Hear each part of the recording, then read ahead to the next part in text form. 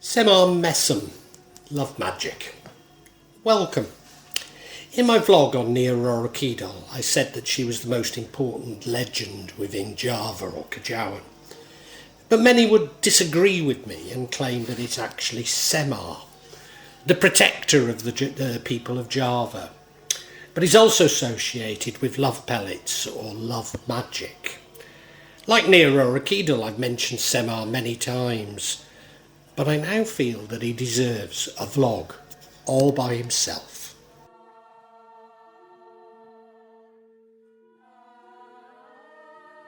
Semar, or Batara, Ismaya, Batara, Iswara, Jurudyah, Punta, Prasanta, Semar, is the name of a major character, a clown, if you like, in Javanese Wayang. Batara means moon and Naya means face, while Taka means pale. In Bali, the counterpart of Semar is known as Twalen.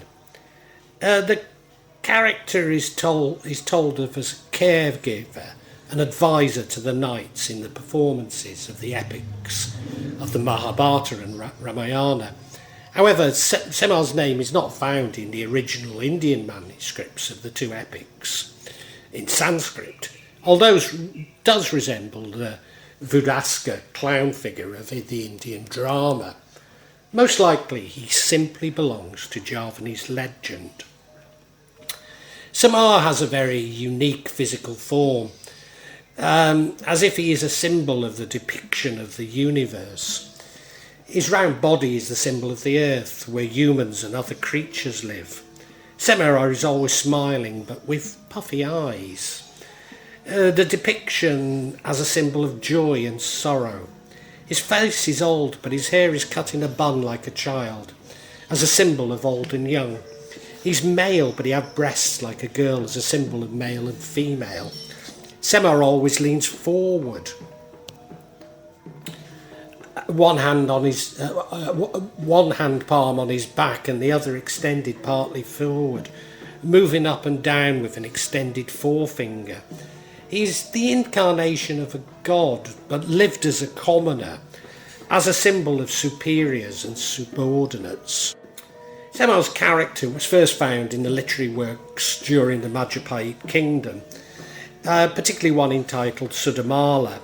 Semar is the servant of the main character of the story, called Sedaewa, from the Pandawa family. Semar's role is not only as a follower, but as a clown to melt the tense atmosphere. In Central Javanese Wayang, Semar is always accompanied by his foster children, Gareng, Petruk and Bagong. They're collectively known as Punokawan, or clowns. In one version of the Babad Tanah Jawi, the Javanese creation myth, Semar cultivated a small rice field near Mount Merbabu for 10,000 years before there were any men. His descendants, the spirits of the island, came into conflict with people as they cleared fields and populated the island.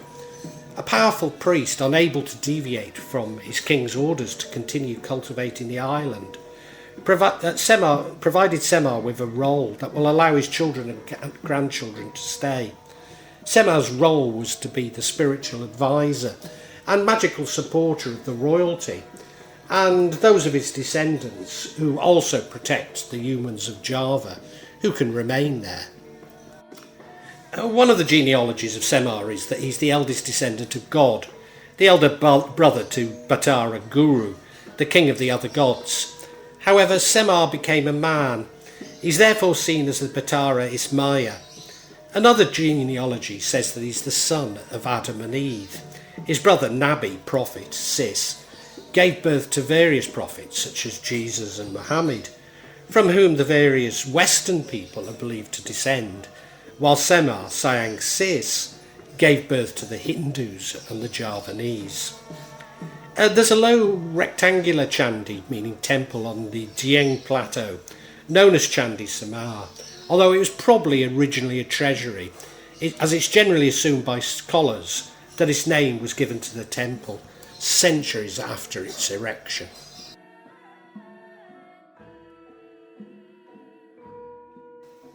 spiritual meaning.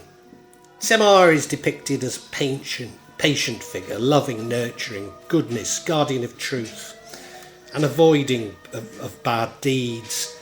From a spiritual perspective, he's a simple, calm, humble, sincere, not hypocritical character. He's not easily surprised, and has an inner sharpness and genius.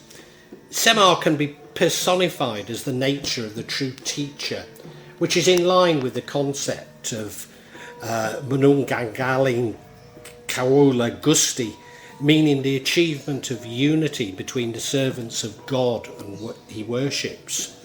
The Wayang Semar is not seen as a historical figure, but rather as a mythological and symbolic nature of oneness. In other words, a symbol of the embodiment of expression, perception and understanding of God, which shows the spiritual conception.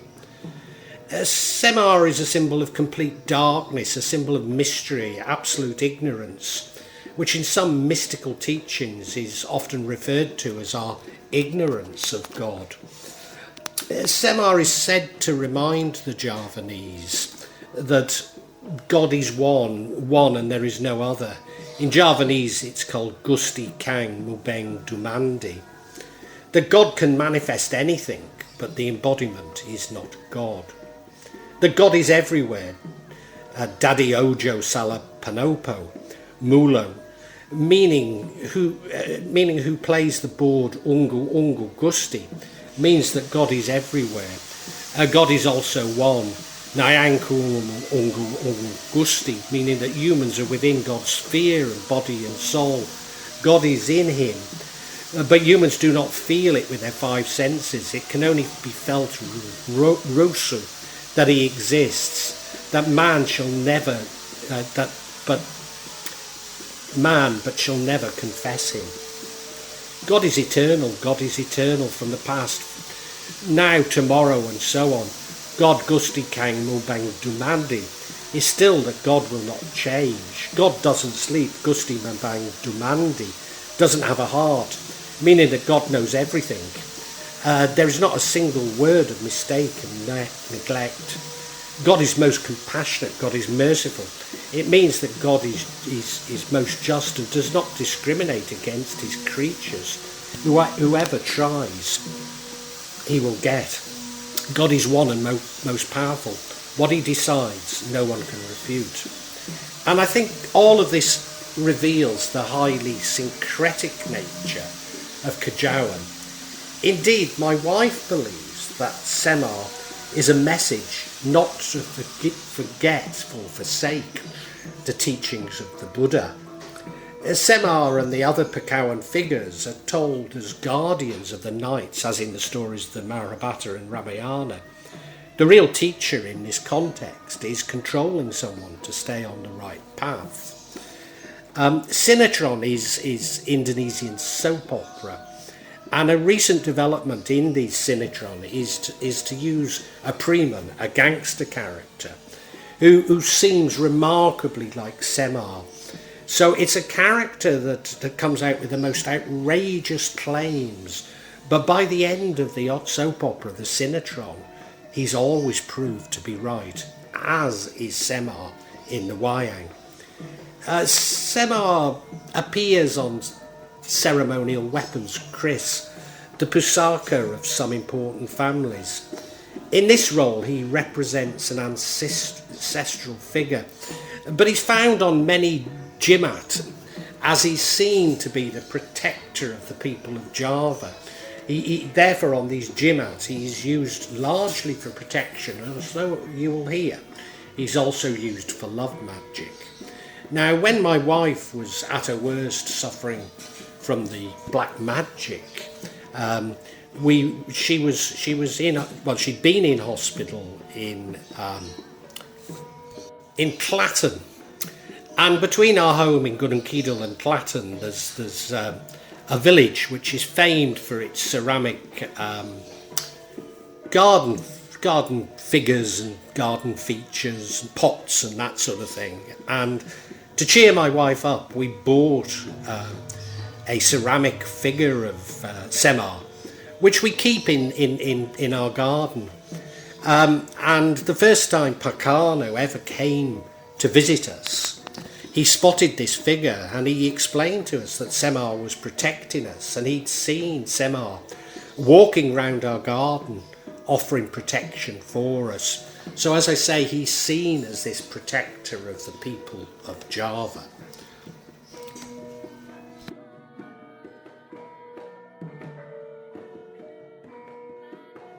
Semar Mesum is the name of the Javanese teaching magical tradition, which is famous as a pellet science or love magic. Although it can actually be used for many purposes, as I say, particularly is associated with protection.